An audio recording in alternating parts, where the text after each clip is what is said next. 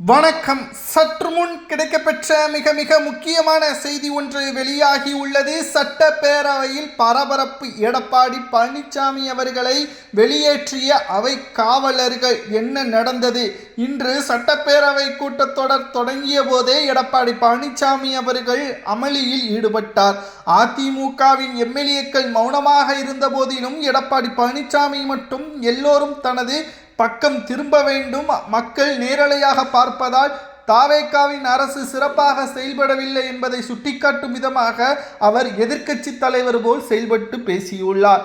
ஆனால் திமுக தான் எதிர்க்கட்சி, உதயநிதி தான் எதிர்க்கட்சியின் தலைவர். அவரே மௌனமாக சபாநாயகர் சொன்ன அறிவுறுத்தலுக்குப்படி அவர் மௌனமாக அவருக்கான வாய்ப்பு வரும் பொழுது பேசுவதற்கு தயாராகிவிட்டார். ஆனால் எடப்பாடி பழனிசாமி மட்டும் விஜய் அவர்கள் முதல்வரானதை ஏற்றுக்கொள்ள முடியாமல் அமளியில் ஈடுபட்டுள்ளார். அது மட்டுமல்ல, இன்று முதல்வர் விஜய் அவர்களது பிறந்த நாள். அதை சபாநாயகர் தெரிவித்த போதிலும் மற்ற உறுப்பினர்கள் வாழ்த்துக்களை தெரிவிக்க போதிலும் அதில் இடையூறாக சென்று மக்கள் அவதியில் இருக்கிறார்கள், அதை பற்றி பேசுங்கள் என்று ஒவ்வொரு முறையும் எடப்பாடி பழனிசாமி அவர்கள் திட்டமிட்டு அனைவரும் தனது கவனத்தை பெற வேண்டும் என்பதை முன்வைத்திருந்தார். ஆனால் சபாநாயகர் ஒவ்வொருவருக்கும் ஒரு வாய்ப்புகள் இருக்கிறது, நீங்கள் சாதாரண எம்எல்ஏ தான், தற்பொழுது உங்களது நேரம் வரும்பொழுது உங்களது கேள்விகள், உங்களது ஒட்டுமொத்தமான பிரச்சனைகள் பற்றி நீங்கள் முன்வைக்கலாம். அந்த துறை சார்ந்த அமைச்சர்கள் அதற்கு நிச்சயம் பதில் கொடுப்பார்கள். உங்களுக்கான நேரம் வரும்பொழுது உங்களை நாங்கள் கூப்பிடுகிறோம் என்று தெரிவித்துவிட்டனர். ஆனால் சபாநாயகரது பேச்சை மீறியும் அமளியில் ஈடுபட்டதால் அவை காவலர்கள் மூலமாக சட்டமன்றத்தில் இருந்து வெளியேற்றப்பட்டுள்ளார் எடப்பாடி பழனிசாமி அவர்கள்.